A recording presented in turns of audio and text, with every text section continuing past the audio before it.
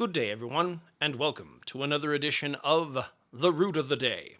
That's right, today we're going to be looking at the root log. Can you guess what log means? Captain's log, stardate, dictionary, philosophy, language, and a cute little dog. What could that mean? Well, in this case, log can mean a few things. It has to do with words, reason, or study. So, this can help us figure out the meaning of other words that possess this same root. For example, monologue. If we add mono, which means one, to word, reason, and study, well then the definition of monologue makes sense. A monologue is a speech given by one person speaking or expressing their thoughts out loud. How about this next word? Prologue. Pro means before, and log means word, reason, or study. So prologue has to do with something that comes before. For example, a prologue is an introduction to a story that comes before chapter 1. It gives background information and prepares you for what's to come. Next. What about mythology?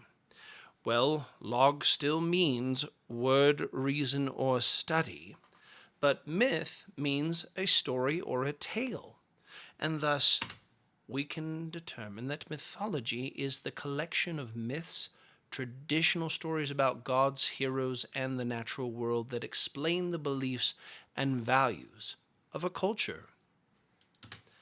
Now it's time for the challenge card.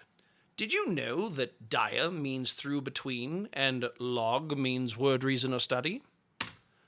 So you can have a dialogue with somebody with words across a table, in this case a cat and a dog. What about catalog? Here's one thing I didn't know. Did you know that a catalog is a list of things that are arranged in order? Kata means down, according to, and log means word, reason, or study. And then logic, reasoning, that is based on facts and makes sense, based off word, reason, or study. And then finally, a blog, right below the dog. It's a place where you write your thoughts down, or where you reason with people, or the things that you studied about. Anyways, I do hope this lesson was helpful to you.